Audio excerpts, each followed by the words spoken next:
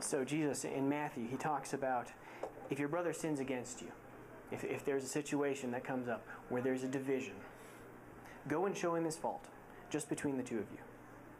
And if he listens to you, you've won your brother over. If he'll not listen, take 2 or 3 others along, so that every matter may be established by the testimony of 2 or 3 witnesses. And if he refuses to listen to them, tell it to the church. Now, I want to make really clear here and kind of put a disclaimer on this.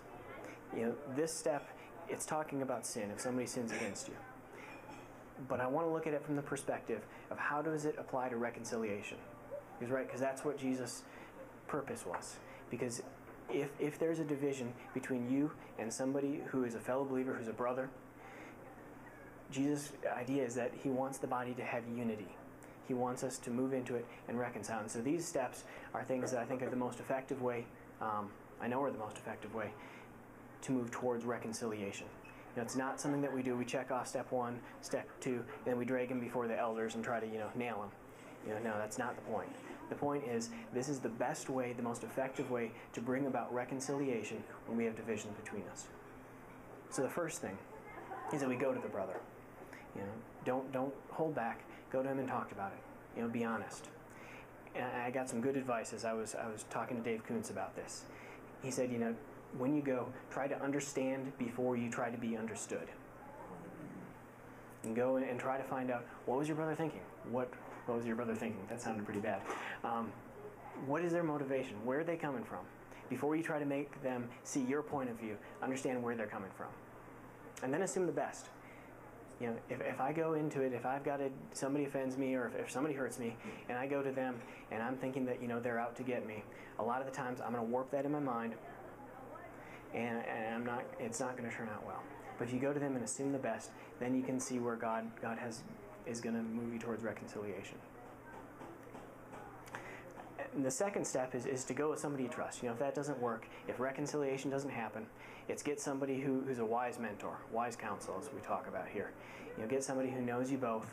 And I think the purpose there is, if I have a hard time communicating with somebody, if I have a hard time, seeing how God wants us to reconcile, if I bring somebody else into it, a new pair of eyes, a lot of times they can help me out. They can help us out to communicate. They can help us to reconcile, work out the differences between us.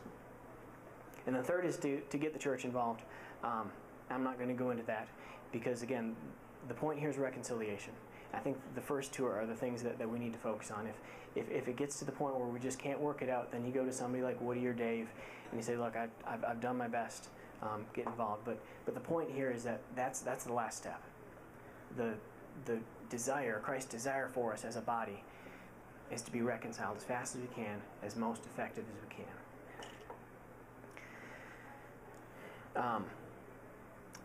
For me, this is kind of personal, the reconciliation thing, because a lot of you guys know my story. When I grew up, when I was 12, my mom had an affair with a guy in the church who was my mentor, who was my dad's best friend. When that happened, most of the friends she had in our church, they saw what was happening, and instead of moving towards her, they kind of shunned her.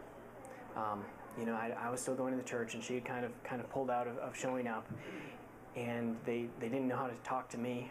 Her best friends of years and years pulled back from her because there was this division. And when I saw that, it hurt. And I'm not excusing, because my mom made the choice she did. She ended up divorcing my dad. She married the guy she had an affair with. But I look at it and I see, what would have happened if the people that were closest to her, that knew her the best, moved towards her in love.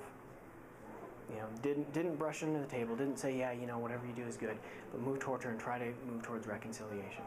And it didn't happen. They wanted to protect themselves. They didn't want to be hurt anymore. It's messy. Affairs in the church are messy. They got hurt. And so that's what we have to guard against. When we have divisions, when we get offended, when we get hurt, we have really good defense mechanisms. For me, it's the firing off the fire emails. It's the putting it away, not dealing with it. It's recognizing what our defense mechanisms are, What are the ways that we're going to trip up and we're going to not follow God's plan, and that's going to get in the way of reconciliation? And so that's what I want to talk about tonight is, as we go through this process, how do we take it to God? How do we look at ourselves, see why is it that we're taking offense? Why is this division here in the first place? And then we get right with God, and then we move into it. You go to your brother, try to talk it, try to reconcile yourself to him, try to work it out. If that doesn't help, bring in some wise counsel. Try to work it out, move towards reconciliation. Because if it becomes about us, it becomes about protecting ourselves, we've missed the point. So let's look at the questions.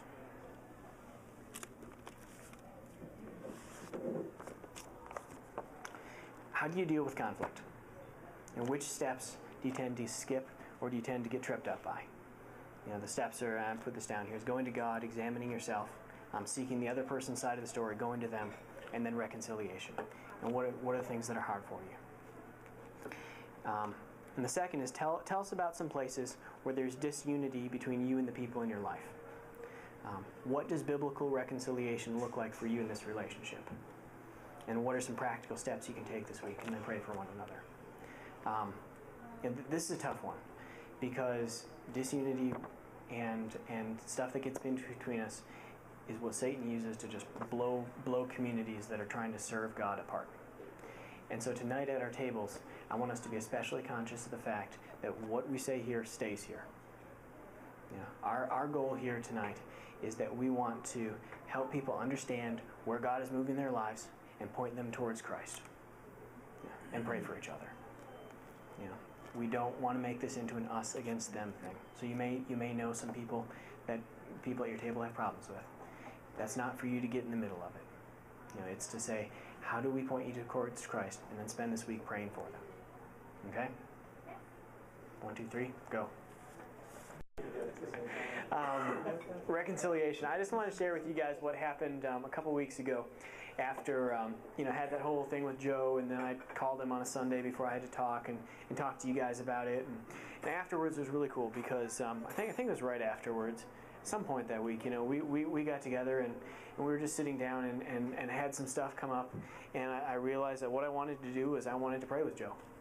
And so we got a chance to sit down and pray together about our lives and ask God into it. That's the point. That's why we do reconciliation. That's why we do the hard work. Because it's not easy. It's not. And it's not instinctual. It's not what we naturally do. But when we do it, and we do it the way that Jesus laid out for us, that's what it leads to, is reconciliation. So let's go out and let's look for unity. Woody, would you close us? Yeah.